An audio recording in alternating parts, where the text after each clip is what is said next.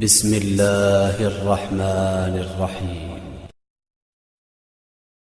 إن الحمد لله نحمده ونستعينه ونستغفره ونؤمن به ونتوكل عليه ونعوذ بالله من شرور أنفسنا ومن سيئات أعمالنا من يهده الله فلا مضل له ومن يضلل فلا هادي له وأشهد أن لا إله إلا الله وحده لا شريك له وأشهد أن محمدا عبده ورسوله أما بعد فإن خير الحديث كتاب الله وخير الهدي هدي محمد صلى الله عليه وسلم وشر الأمور محدثاتها وكل محدثة بدعة وكل بدعة ضلالة وكل ضلالة في النار. فأعوذ بالله من الشيطان الرجيم. بسم الله الرحمن الرحيم. يا أيها النبي إنا أرسلناك شاهدا ومبشرا ونذيرا وداعيا إلى الله بإذنه وسراجا منيرا. تمام تعریفیں اللہ رب العزت کے لیے سزاوار ہیں جو الملک القدوس السلام المؤمن المہیمن العزیز الجبار المتکبر ہے. لاکھوں درود و سلام ہو دانائے کل مولائے سب الختم رسول ساقی کوثر شافی مشر خیر الانام رسالت مآب صلی اللہ علیہ وسلم پر. بزرگوں، بھائیوں، عزیزوں، دوستوں اور قابل احترام پردہ نشین ماؤں، بہنوں اور بیٹیوں، ہم جس مہینے سے گزر رہے ہیں یہ ذی القعدہ کا مہینہ ہے. مہینے کی مناسبت سے انشاءاللہ آج کے خطبہ جمعہ کا موضوع ہے غزوہ احزاب. ہجرت کا 5واں سال تھا، رمضان المبارک کا مہینہ تھا. صحابہ کرام اللہ تعالیٰ کی رضا و خوشنودی اور تقرب حاصل کرنے کے لیے پوری طرح مستعد ہو گئے اور اپنے دامنوں کو رحمتوں، برکتوں اور مغفرتوں سے بھر لیے. ماہ شوال کا چاند نظر آیا. صحابہ کرام رسول اکرم صلی اللہ علیہ وسلم کے ساتھ عید منانے کا شرف حاصل کیا. دوسری طرف خیبر میں آباد یہودیوں کا ایک قبیلہ بنو نذیر کے لوگ بہت ہی خاموشی کے ساتھ مسلمانوں پر کڑی نظریں جمائے ہوئے تھے اور بہت ہی سنجیدگی کے ساتھ یہ جائزہ لے رہے تھے کہ مسلمانوں کی تعداد میں کس قدر اضافہ ہو رہا ہے، ان کی دینی حالت کیا ہے، دنیاوی حالت، مالی حالت کیا ہے، اور جب مشرکین مکہ سے جنگیں ہو رہی ہیں تو کس کی فتح اور کس کی شکست ہو رہی ہے، میدان جنگ میں مسلمانوں کی حکمت عملی کیا ہے. بہت ہی خاموشی کے ساتھ اور بہت ہی باریکی کے ساتھ ایک ایک چیز کا جائزہ لے رہے تھے. بنو نذیر کے 20 سردار اور ان کے رہنما ایک ہنگامی میٹنگ منعقد کی اور یہ خطرناک منصوبہ تیار کیا گیا کہ مسلمانوں کے جتنے دشمن ہیں، چاہے ان کا تعلق کسی بھی مذہب سے ہو، کسی بھی قبیلے سے ہو اور کسی بھی علاقے سے ہو، ہم ان کے پاس جائیں گے، ان سے ملاقات کریں گے اور ان سے یہ کہیں گے کہ دیکھو مسلمان تمہارے بھی دشمن اور ہمارے بھی دشمن ہیں. کبھی آپ حملہ کریں اور کبھی ہم حملہ کریں تو زیادہ کامیابی حاصل نہیں ہوگی. ہم ایسا کریں گے سب کے سب بیک وقت مسلمانوں پر حملہ کریں گے تو پھر کامیابی و کامرانی ہمارے قدم چومے گی، فتح ہمارے حصے میں آئیں گی، مسلمان ہمیشہ ہمیشہ کے لیے نیست و نابود ہو جائیں گے اور اس دنیا سے ہمیشہ ہمیشہ کے لیے ان کا نام و نشان مٹ جائے گا. یہ ناپاک عزائم کے تحت بنو نذیر کے سردار مکہ اور مکے کے اطراف کے علاقوں کا دورہ سب سے پہلے قبیلے قریش کے پاس گئے، قبیلے قریش کے سرداروں کے سامنے اپنے ناپاک منصوبے کو رکھا، تو قبیلے قریش کے سرداروں نے اس کی پرزور تائید کی۔ تو یہودیوں نے کہا دوران جنگ ہم ہر قسم سے آپ کی مدد کریں گے اور ہر قسم سے ہم آپ کا ساتھ دیں گے۔ پھر اس کے بعد یہ بنو غطفان کے پاس گئے، اپنے ناپاک منصوبے کو ان کے سامنے رکھا کہ دیکھو مسلمان تمہارے بھی دشمن ہیں اور ہمارے بھی دشمن ہیں، کبھی آپ حملہ کریں اور کبھی ہم حملہ کریں تو زیادہ کامیابی حاصل نہیں ہوگی، ہم ایسا کریں گے سب کے سب بیک وقت حملہ کر دیں گے۔ بنو غطفان کے لوگ بھی پرزور تائید کی۔ بنو غطفان کے لوگوں نے کہا ہمارا اس میں خاص فائدہ کیا ہے، کچھ خصوصی فائدہ چاہیے۔ تو یہودیوں نے کہا خیبر میں جو کھجور کے باغات تھے اس کی آدھی فصل ہم آپ کو دے دیں گے۔ بنو غطفان کے لوگ بہت ہی شاداں و فرحاں ہوئے، مسرور ہوئے، خوش ہوئے، اور پھر خفیہ طریقے سے جنگ کی تیاریاں تیز کر دی۔ بنو کنانہ قبیلے قریش کے ماتحت ان کے ساتھ شامل ہو کے مقابلے کے لیے تیار ہو گئے۔ بنو غطفان کے سمجھانے کی وجہ سے بنو اسد بھی ان کے ماتحت ان کے اندر شامل ہو کر مقابلے کے لیے تیار ہو گئے۔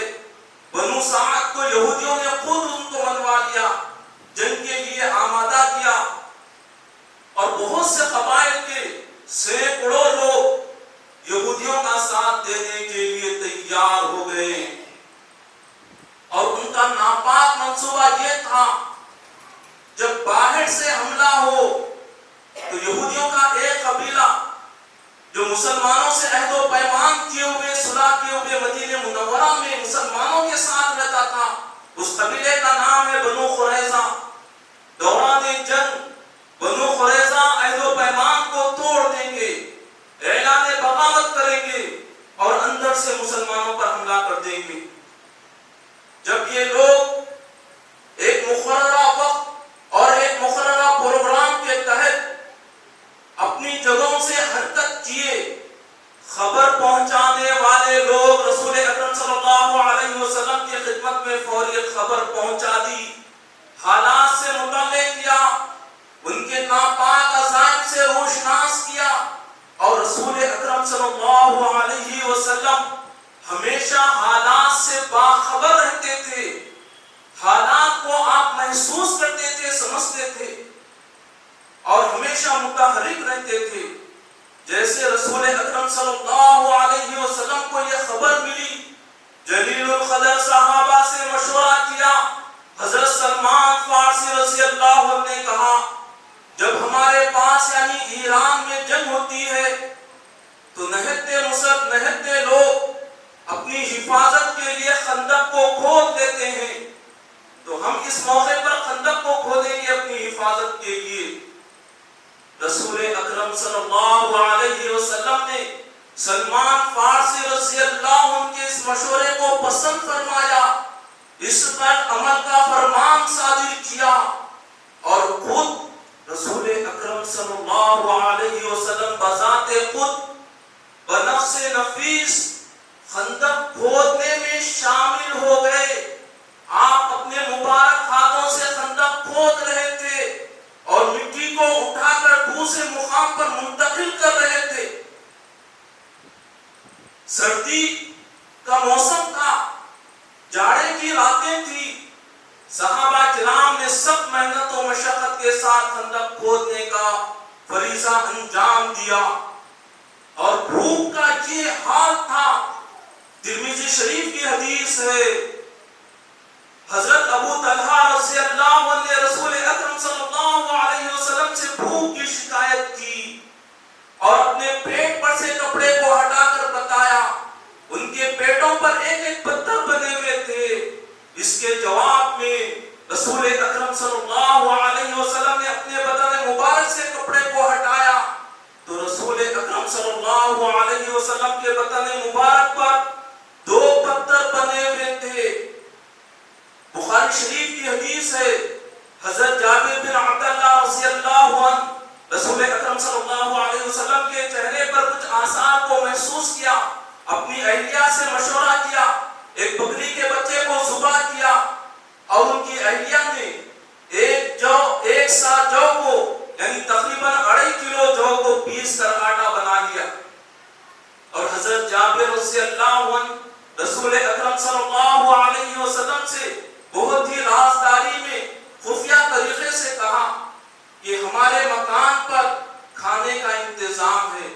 آپ صلی اللہ علیہ وسلم اپنے چند رفقا کے ساتھ تناول طعام کے لیے ہمارے مکان پر تشریف لائیے، تو رسول اکرم صلی اللہ علیہ وسلم نے لوگوں میں علن اعلان فرما دیا کہ جابر کے گھر پر کھانے کا انتظام ہے، تناول طعام کے لیے سب کو جابر کے گھر پر چلنا ہے۔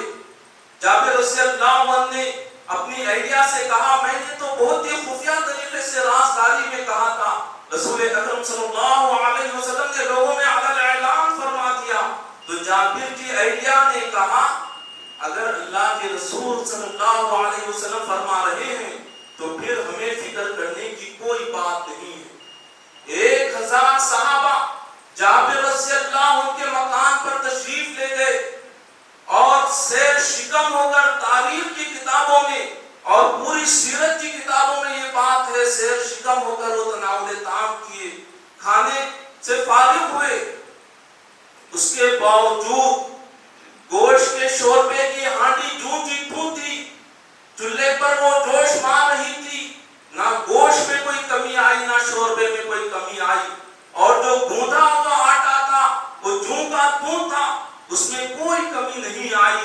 جابر کی اہلیہ نے اپنے پڑوسیوں کو بلا کر کھلایا، اپنے رشتہ داروں کو بلا کر کھلایا۔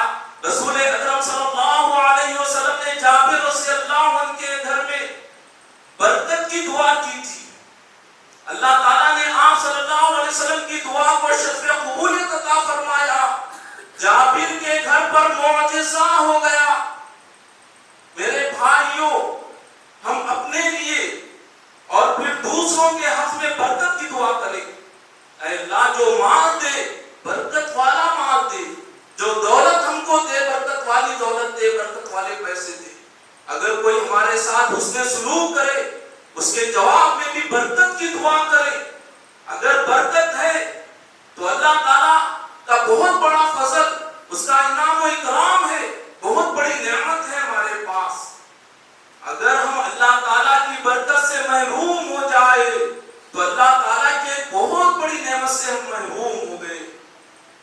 تو ہم کو برکت کی دعا سکھائی گئی۔ عبد الرحمن بن عوف مدینہ منورہ تشریف لے گئے، پوری طرح اللہ تعالیٰ کی راہ میں لٹ کر سارے کا سارا مال چھوڑ کر خالی ہاتھ تشریف لے گئے تھے۔ ایک انصاری صحابی نے کہا میرے پاس بڑا باغ ہے، اس میں سے آدھا باغ میں آپ کو دے دوں گا، اور نکاح کے سلسلے میں اپنی مدد کی پیشکش کی کہ میں آپ کا تعاون کروں گا نکاح کے سلسلے میں۔ تو حضرت عبد الرحمن بن عوف نے برکت کی دعا کی، کہا مجھے آپ کی کوئی چیز نہیں چاہیے، اللہ تعالیٰ آپ کے مال آپ کے گھرانے میں برکت عطا کرے، مجھے بازار کا راستہ بتائیے۔ اللہ کے رسول صلی اللہ علیہ وسلم نے عبد الرحمن بن عوف کے حق میں برکت کی دعا کی۔ عبد الرحمن بن عوف رضی اللہ عنہ فرماتے ہیں مجھے ایسا یقین ہو گیا، کاروبار کے لیے ایک پتھر بھی میں ہاتھ میں لیتا تو مجھے یقین ہوتا اس کے پیچھے میرے لیے سونا ہے۔ کاروبار چاہے چھوٹے ہو چاہے بڑے ہو، منافع بہت زیادہ ان کو ملتا تھا، اور تھوڑے ہی عرصے میں وہ پہلی حالت میں آ گئے۔ عبد الرحمن بن عوف رضی اللہ عنہ۔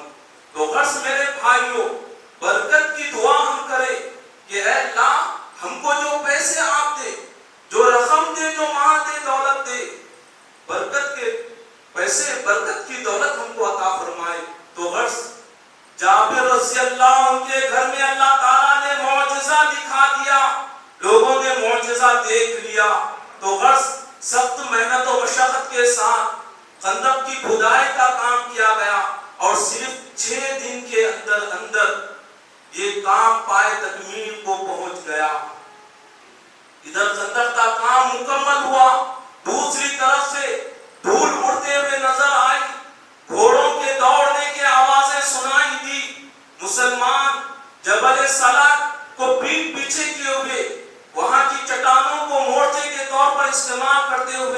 سب بندی کر دی. مدینہ منورہ جغرافیائی اعتبار سے اس کا محل وقوع کچھ اس طرح ہے. 3 طرف سے پہاڑی سلسلہ ہے, بڑی بڑی چٹانیں ہیں اور کھجور کے باغات ہیں, اور صرف ایک طرف کھلا راستہ ہے.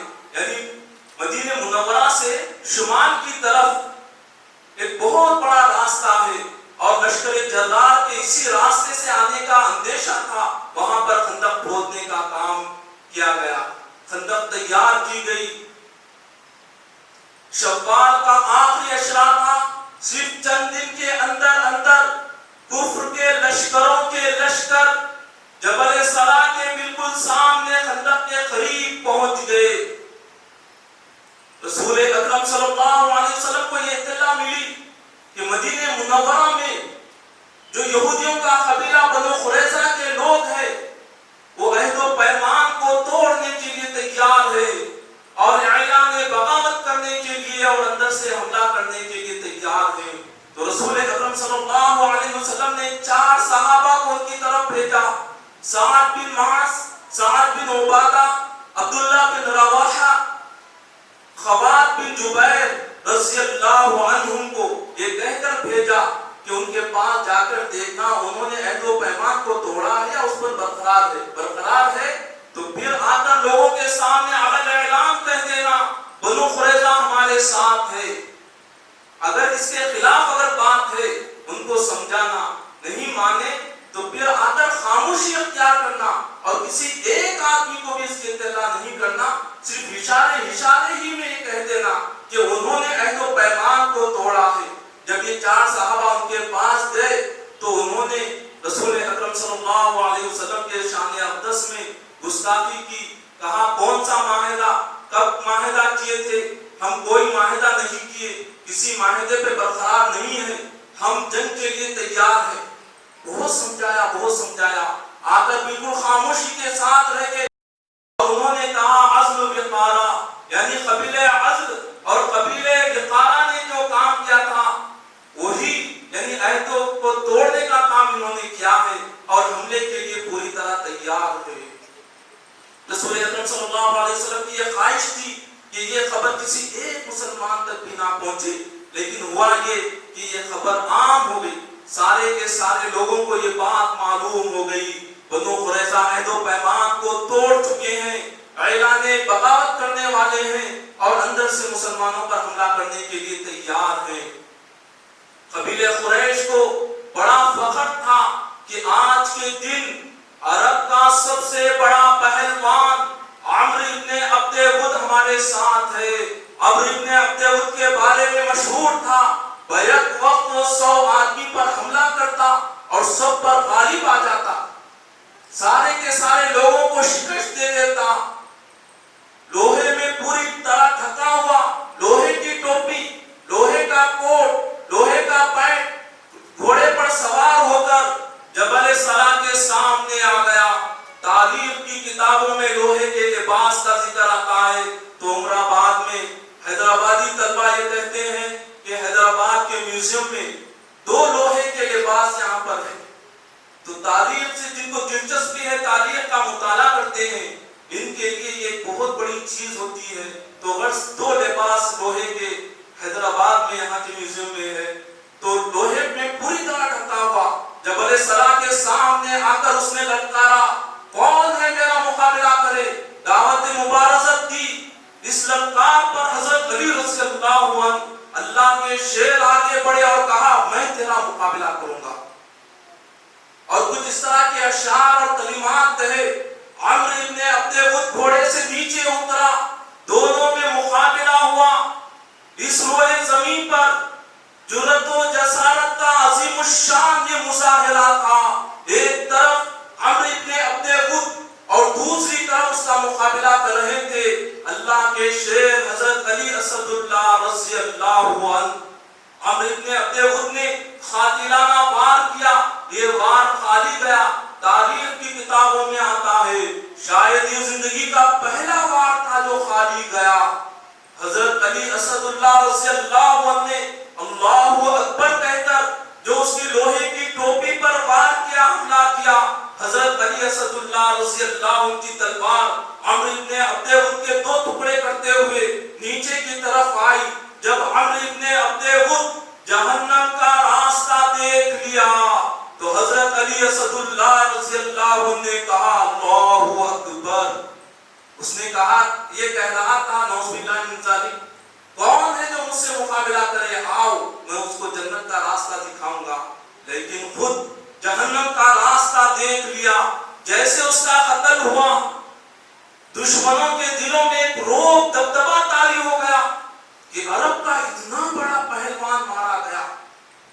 اور میرے بھائیوں, کائنات کی تاریخ کا یہ پہلا موقع تھا, سارا کفر ایک ہوا, مسلمانوں کے تمام دشمن متحد ہوئے اور سب بیک وقت حملہ کرنے کے لیے مدینہ منورہ کی طرف ناپاک عزائم کے ساتھ آگے بڑے جمع ہو گئے. لشکروں کے لشکر, حزب عربی میں کہتے ہیں ایک لشکر, لیکن یہ ایک لشکر نہیں بلکہ سورۃ الاحزاب میں کہا گیا احزاب, کفر کے کئی لشکر تھے, کئی لشکر جمع ہو کر یہاں پر پہنچے تھے.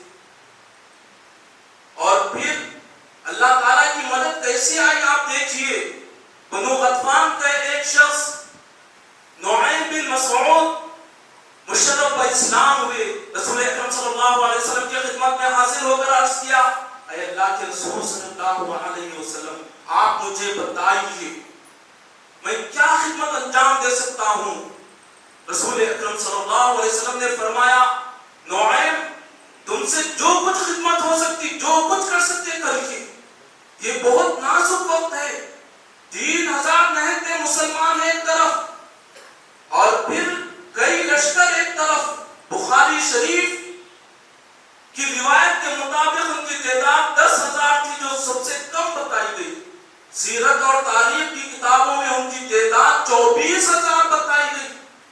اور باقاعدہ حساب کر کے سیرت نگاروں نے اور تاریخ دانوں نے حساب کر کے بتایا ہے, قریش اور اس کے ماتحت جو لوگ تھے ان کی تعداد 4,000, بنو غطفان اور ان کے ماتحت لڑنے والوں کی تعداد 6,000. پھر خیبر میں جو بنو نصیر یہودیوں کا قبیلہ تھا وہ لوگ, پھر ان کا ساتھ دینے والے خیبر کے لوگ, بنو قریظہ جو مدینہ منورہ کے اندر تھے وہ لوگ. تو بہر کف زیادہ سے زیادہ تعداد کتابوں میں 24,000 بتائی گئی اور صحیح بخاری میں اس کی تعداد سب سے کم یعنی 10,000 بتائی گئی. اور مسلمان جو تھے وہ صرف 3,000 تھے. اور ایک بات عام طور پہ یہ کہا جاتا ہے, سنا جاتا ہے کہ جنگ خندق کے موقع پر مسلمان چوطرف سے دشمنوں کے درمیان گھر گئے.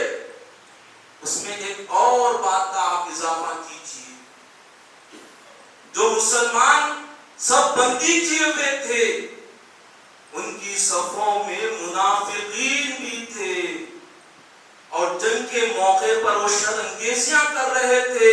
سورۃ الاحزاب میں اللہ تعالیٰ نے تفصیل سے بیان فرما دیا. پارہ نمبر 21 سورۃ الاحزاب آیت نمبر 22, جب اہل ایمان نے لشکروں کو آتے ہوئے دیکھا تو کہا, ارے یہ تو وہی ہے جس کا اللہ اور اللہ کے رسول صلی اللہ علیہ وسلم نے ہم سے وعدہ کیا تھا. اللہ اس کے رسول صلی اللہ علیہ وسلم نے سچا وعدہ کیا. اور یہ چیز اہل ایمان کے ایمان میں اور ان کے جذبہ اطاعت میں اور اضافہ کر دیا.